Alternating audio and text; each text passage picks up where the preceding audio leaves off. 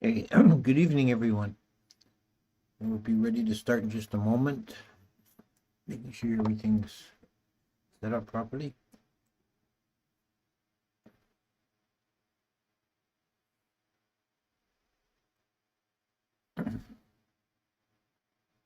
Okay. Namo tassa bhagavato arahato sama sambuddhassa. Namo tassa bhagavato arahato sama sambuddhassa. Namo tassa bhagavato arahato sama sambuddhassa. Okay, so welcome everyone to the Thursday evening live stream.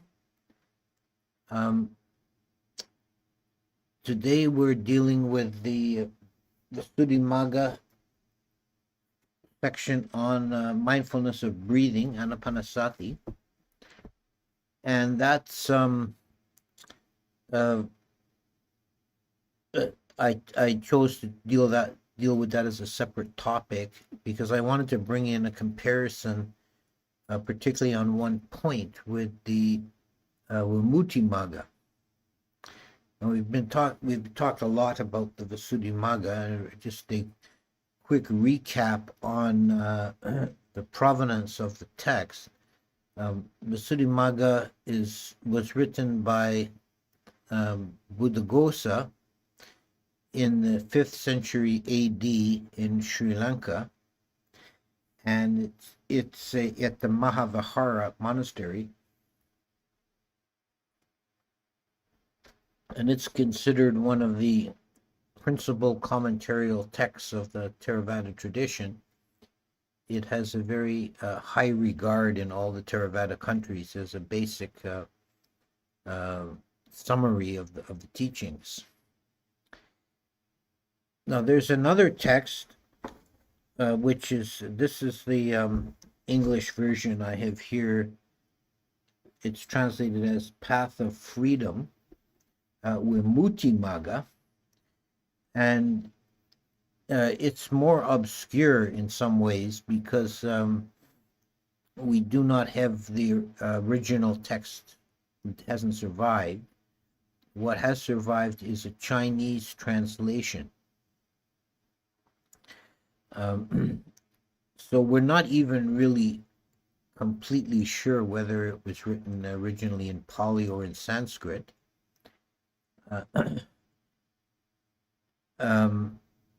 There are different theories as to its origin. What seems to me the most likely is that it was composed in Sri Lanka, in Pali, at the Abhayagiri monastery. These two monasteries, the Mahavihara and the Abhayagiri, were the two most important monasteries in Sri Lanka for a very long time, and they were rivals. And they had they're both classified as Theravada, but they had somewhat divergent approaches to the Dhamma and the Vinaya. And in the long run, the Mahavihara position won out, and the Mahavihara is the ancestor of today's Theravada.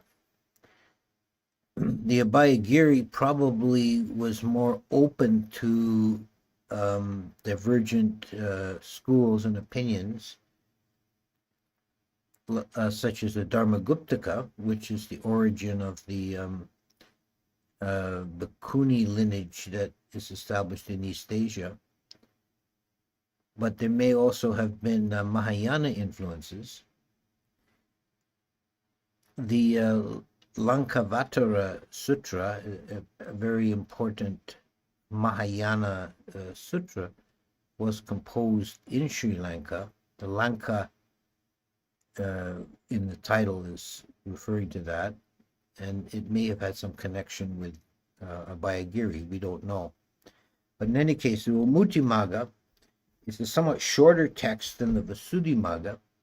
It covers much the same material, and in most cases there's a close agreement. It's somewhat less technically involved, and there are no long digressions into telling stories about famous monks and so on, as we find in the Vissudhimagga.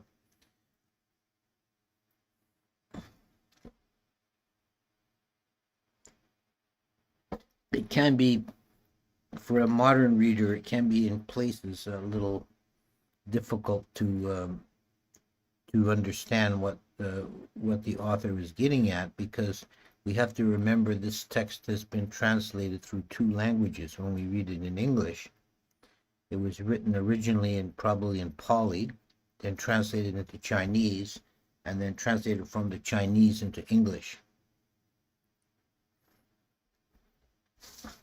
In any case, I wanted to bring this in today because there's one important point of divergence between the two texts on a point of mindfulness of breathing, which is quite important. Anapanasati, or mindfulness of breathing, is, of course, a core practice in many schools of Buddhism, certainly in the Theravada. And there are various variations of Anapanasati. It's not always done in the same way.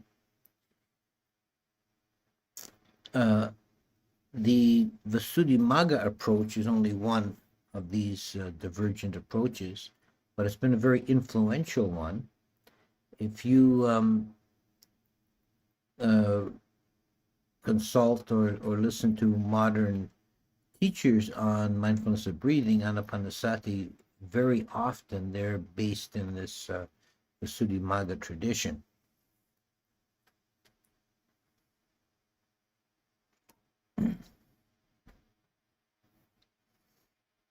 In brief, a summary of the overall approach in Vissudhimagga: the breath is observed at the nose tip as an exercise in samatha, or one-pointed meditation.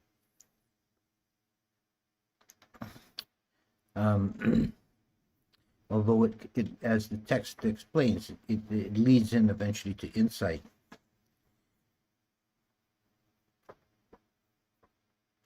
The section on Anapanasati is structured around what are called the four tetrads. This is a summary of the practice of mindfulness of breathing. Looking for the reference here. It's a summary of the practice of mindfulness of breathing that occurs in several places in the canon, in 4 stanzas with 4 lines each. Here it is in the Vissudhimagga version. Breathing in long, he knows I breathe in long. Breathing out long, he knows I breathe out long. Breathing in short, he knows I breathe in short. Breathing out short, he knows I breathe out short. Breathing in, I shall experience the whole body. I shall breathe out, experiencing the whole body. He trains thus: I shall breathe in, tranquilizing the bodily formation. I shall breathe out, tranquilizing the bodily formation. So that's the first tetrad, and I'm going to stop there for a moment and comment on that.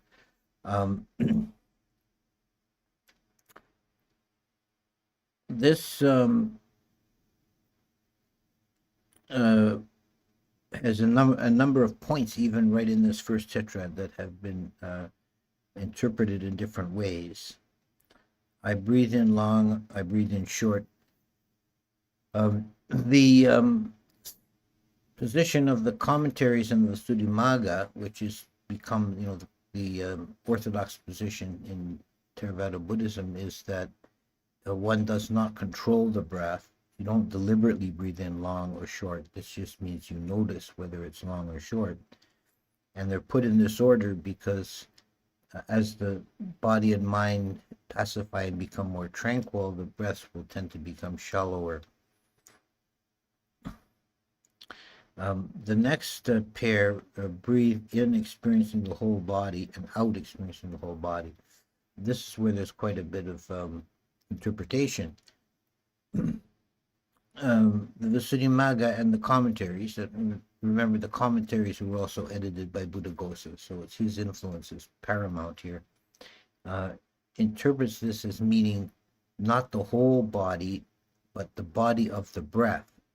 And the explanation further on in the text is that one notices the beginning, middle, and end of a breath. So one is aware of the whole of a breath, not just noticing it early, noticing the beginning, or noticing it late, just noticing the ending, but noticing the whole beginning, middle, end of the breath.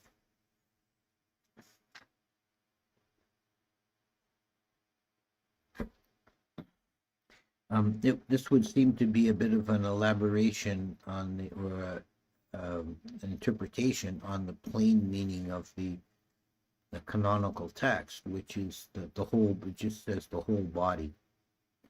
So some people have interpreted this way and treat the exercise as being as a general body-based meditation, being aware of the whole body influenced by the breath and not just focus on the nose tip. But we're here to look at the Vissudhimagga interpretation. So that's the one that has become standard. The whole body means the whole body of the breath. Likewise, tranquilizing the body means tranquilizing the body of the breath.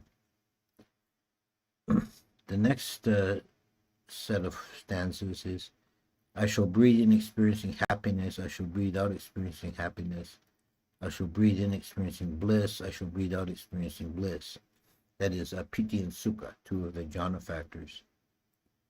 I shall breathe in experiencing the mental formation, breathe out experiencing the mental formation. I shall breathe in tranquilizing the mental formation, I shall breathe out tranquilizing the mental formation.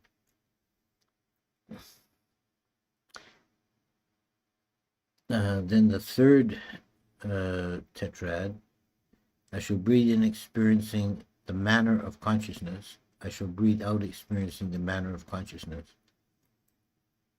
So this is referencing the Anapanasati in the Satipatthana Sutta. The text in the Vissudhimagga just says, I shall breathe in experiencing the consciousness, or experiencing the chitta. The translator, Nyanamoli, has added from the sub-commentary, he's added in brackets, manner of. And I think this is a maybe slightly arcane point, but this is an issue raised about interpretation of the meaning of chitta, and what exactly is the chitta. The chitta is the subjective quality of the knowing mind, so it by its nature cannot really be an object. So one cannot directly contemplate the chitta. And if you look at the Satipatthana Sutta, Chittanusati, or contemplation of mind, is defined all in terms of qualities associated with chitta at a given time, such as I experience mind with desire, I experience mind without desire, I experience expanded mind, I experience contracted mind, etc. So this is the subcommentarial gloss, manner of consciousness, is not random or arbitrary here. I shall breathe in gladdening the manner of consciousness, or the chitta. I shall breathe out gladdening the manner of consciousness. I shall breathe in concentrating the manner of consciousness. I shall breathe out concentrating the manner of consciousness. He trains thus, I shall breathe in liberating the manner of consciousness. I shall breathe out liberating the manner of consciousness.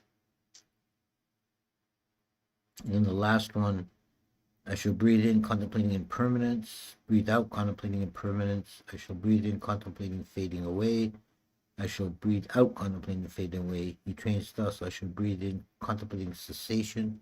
I shall breathe out contemplating cessation. I will breathe in contemplating relinquishment. I shall breathe out contemplating relinquishment. So these four tetrads are sometimes taken as a progressive practice, moving from stage to stage. But if we go through the following sections in the Vissudhimagga, expanding upon these tetrads, we see that Buddhaghosa's interpretation is to take each set of four, each tetrad, as a practice unto itself, which begins with the practice of samatha meditation leading to jhana, emergence from jhana, and then taking insight upon the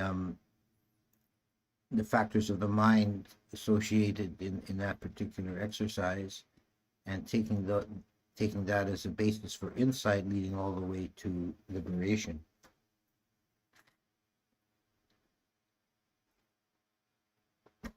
The fourth tetrad is treated a little differently, the one that begins contemplating impermanence and goes on to fading away, cessation, and relinquishment. Buddhaghosa says that one is pure insight without the development of jhana. It's going directly into insight.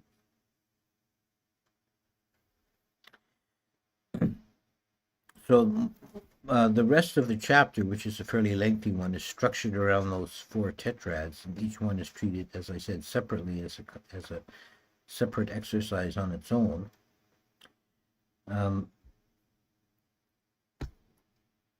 But in the treatment of the first tetrad is the most detailed, because then the other tetrads are, he only feels required to comment on what is different. He gives the general instructions for the practice, and he introduces the idea that's still used as a beginner's exercise of counting the breaths.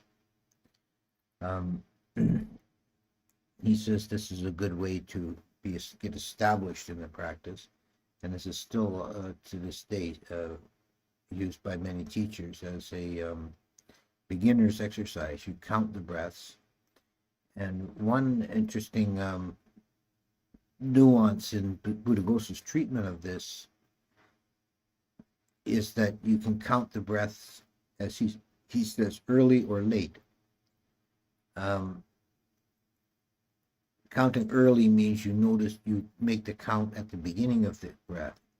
And like at the beginning of the in-breath, you notice one, and then you breathe in, and then you say one again and breathe out. Or you can mark them late at the end of the breath. And in general, he sees that as counting them late as the more advanced exercise, let's say, a more intermediate exercise. And then when the mind is calm enough and can stay on the breath without counting, the counting should be dropped. Now, here's the point I want to talk about with the point of which I think is a critical point of divergence between Vissudhimagga and Vimuttimagga, and it's one that I think has been a stumbling block for many meditators over the years, and this is the concept of a nimitta, which many of you may have heard of. The idea in the Vissudhimagga version is that, which has become propagated into many other later texts and teachings, is that at some point in the practice a visual image will appear to the mind, and then this becomes the nimitta, becomes the stabilizing point for the meditation.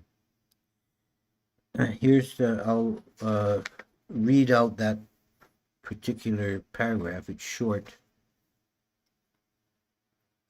When he does so in this way, the sign, the nimitta, soon appears to him, but it is not the same for all. On the contrary, some say that when it appears, it does so to certain people, producing a light touch like cotton or silk cotton or draft. Okay. Now, when Buddhaghosa says some people say he's presenting another point of view that he doesn't fully accept. And he goes on, but this is the exposition given in the commentaries.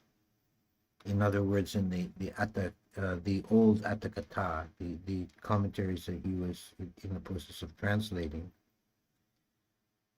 It appears to some like a star, or a cluster of gems, or a cluster of pearls, or to others with a rough touch like that of silk cotton seeds or a pigment of hardwood, or to others like a long braid or a wreath of flowers or a puff of smoke, to others like a stretched out cobweb or a film of cloud or a lotus flower or a chariot wheel or the moon's disk or the sun's disk. So most of these are visual nimittas. Then a little further on in the text, he makes this statement: the consciousness that has the in-breath of the object is one, the consciousness that has out-breath as the object is another, and the consciousness that has the sign as its object is another. For the meditator reaches neither absorption nor even access in one who has not got these three things clear. So he sees the nimitta is very important for entering jhana.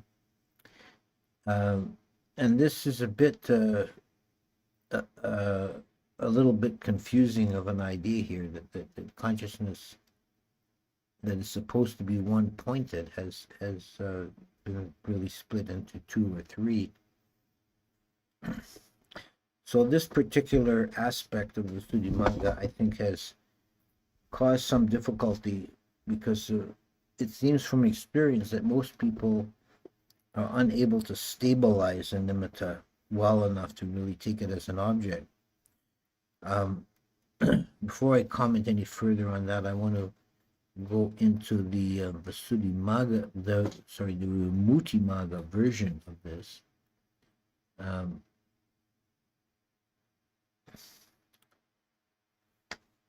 Again, this is the Vimuttimagga.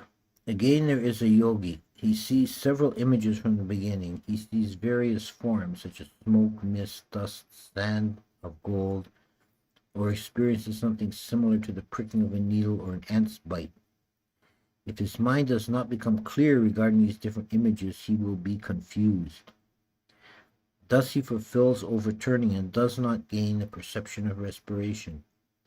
If his mind becomes clear, the yogin does not experience confusion. He attends to respiration as breathing, and he does not cause the arising of other perceptions.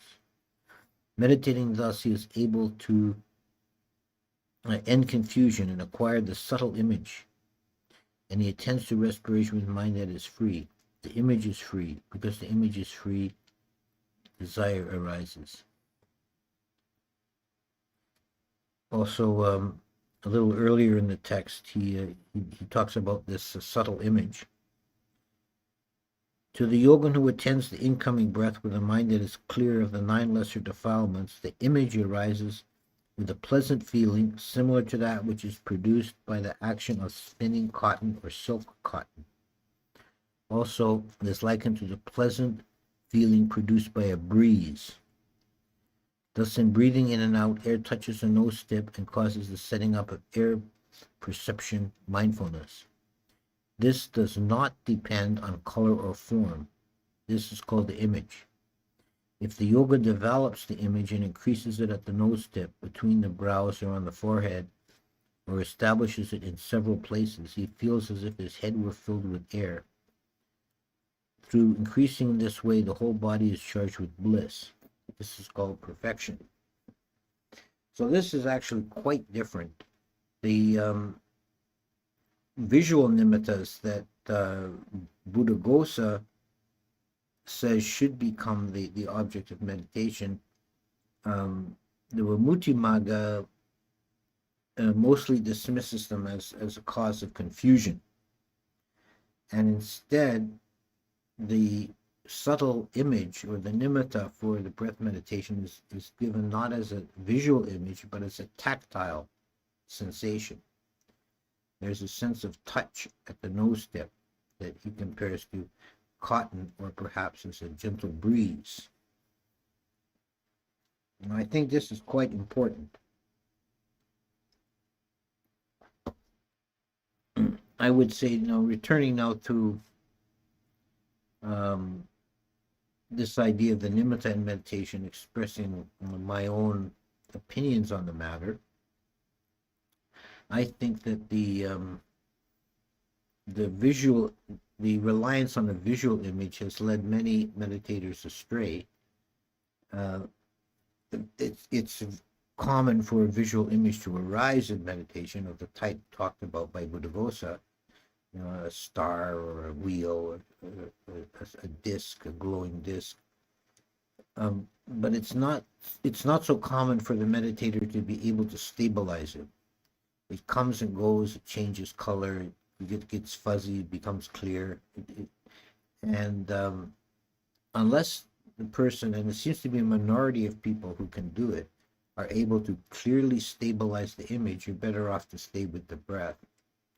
If the image can be stabilized, then you're not, and you take it as your primary object, you're not really doing breath meditation anymore, which is okay. You take that image as your object of contemplation, and you can take that all the way into jhana. But for most people, most of the time, I think that Vissudhimagga's approach is more intuitive and simpler. That the sensation of breathing at the beginning, when the meditator begins the exercise of mindfulness of breathing, the most evident quality of the breath is the movement of the breath in and out of past the touch point of the nostrils.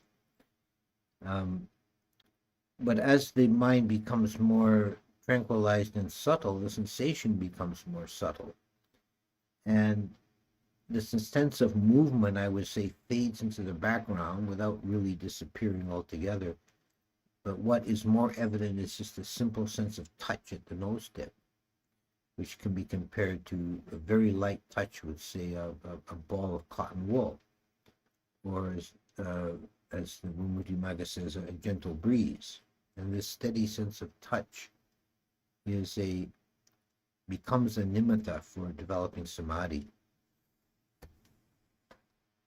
And this has the virtue also of keeping the whole exercise of mindfulness of breathing in one sense base. Generally, when we do a samatha meditation, we're taking a solitary object at a single sense base. Whether in kasina meditation, it's a visual object. And if we take a nimitta, as in the Vissudhimagga version, then it becomes a visual object. Although it's a mind-created one, it's still perceived as a visual image. But if we take the Vissudhimagga version, we stay with the sense base of touch all the way through, from the beginning to the end. Yeah. So I wanted to make some point about this. There is an article written by one of my fellow bhikkhus, Ajahn Sona in British Columbia. He's got an article on this very point about the nimitta in breath meditation. That's well worth reading. You can find it on his website.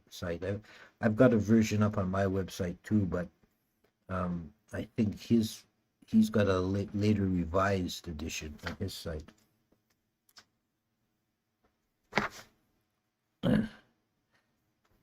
So there's not much more to say about this chapter. At the end, Buddhaghosa talks about various benefits from doing Anapanasati, and one of them is interesting. It says that if a yogi masters mindfulness of breathing, then when his time comes to die, he's aware of the time of the relinquishment of the life faculty, meaning he knows he knows exactly when he's going to die and he can prepare for it. Okay, so that's a basic overview of the Vissudhimagga on mindfulness of breathing. And next week we're going to do the chapter on the Brahma Viharas, the divine abidings, loving kindness, and so on. And if people are wanting to read ahead, it's chapter 9. Okay, so let's stop there, and I'll go now and look at the chat and see what questions I can deal with. Question: ontologically, do nimittas have their origin in the fathom-long body of the meditator, or could they arise from Mara or his minions, key jangling sensual distractions? I think it could be in some cases both. The nimitta is mind created. It's always something self created within the mind, but it might have its origin in defilement or confusion. You can have all kinds of images and visions arise in meditation, and in the end, they're really just, in most cases, almost always, they're just distractions. Bante, I was reading Tanisaro. He said the Buddha never described inconstancy, stress, and not self, and each dukkha anatta as characteristics. He called them perceptions. Can you explain?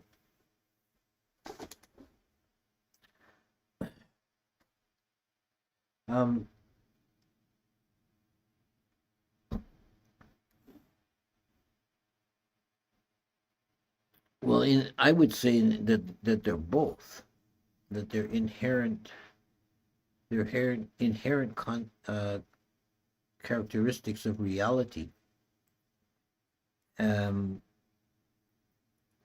it's also a way of the mind perceiving it, and it's I would say a true perception as opposed to incorrect or confused perception. When we see things according to, when we perceive things according to the three characteristics, we're perceiving reality as it actually is.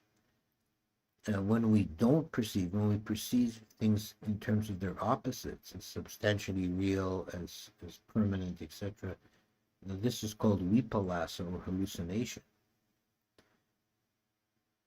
So the perception is the subjective aspect of this, but there is also an objective aspect inherent in reality itself. It appears that all four tetrads, not just the fourth, can be interpreted as contemplative, not just one pointed, will help his mind understand. Very hard to hold the sensation of breath. Well, the way Buddhaghosa treats this is that for the first three tetrads, one takes the exercise through to jhana, and then emerging from jhana, retroactively seeing with the eye of insight, seeing the impermanence and so on of the experience, one can gain insight.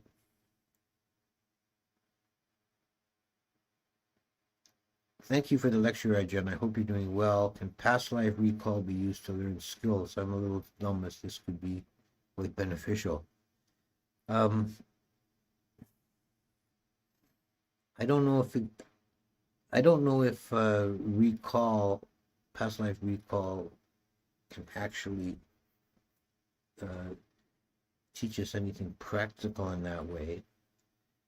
I do think that people's facility in picking up skills often is a result of having learned them previously in past lives.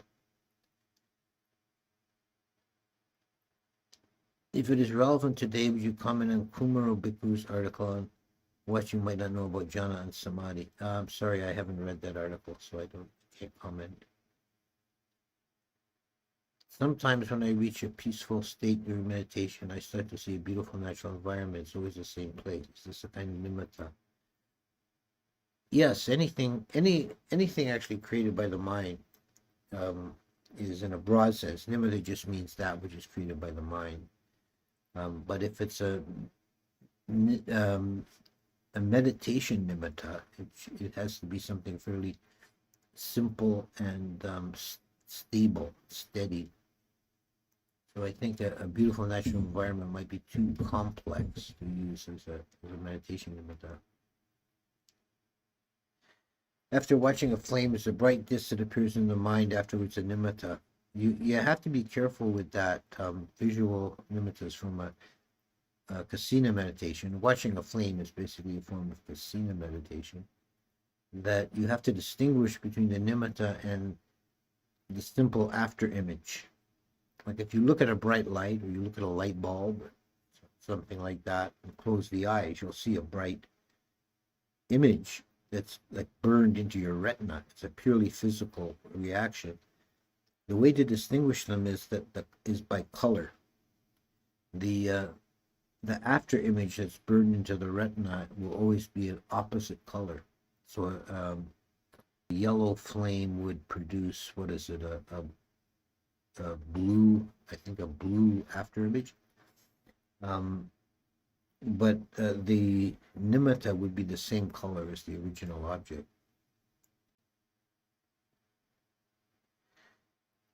Do you have any advice for discerning mental displeasure from physical displeasure? I find the two often muddled together. Yeah, they'll occur in association, but they're quite distinct. Um, Physical displeasure is pain in the body, and the reaction to it is the mental displeasure. Um, so it's at least theoretically possible to experience physical pain without any mental reaction. It's difficult, but it's possible. And often we can have mental discomfort with no real physical basis at all. Here's the link to the article. I don't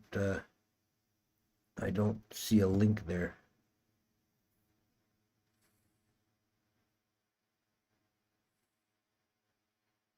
Is it possible to have a small nimitta? Yes. Yeah, nimitta can be arise. It's just as a bright point, really.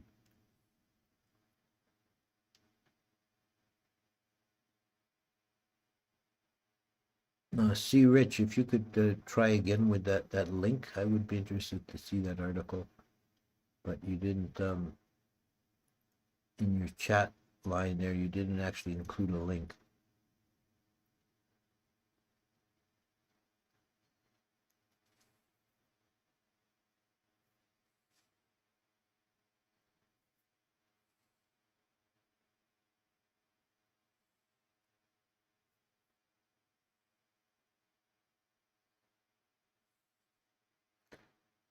Okay, so I think that looks like we're quieted down now.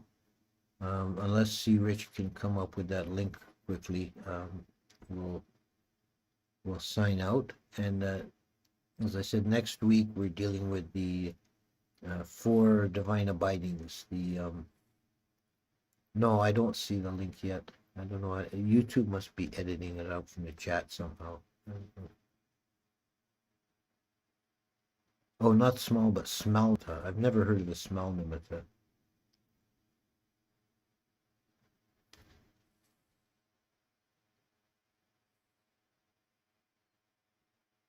Hmm. Okay, I see the link now. Yeah, it's not spelled out, but it's click on it, it comes.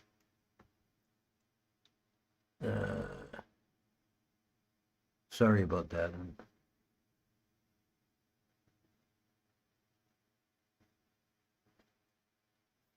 having a boomer moment with the technology here.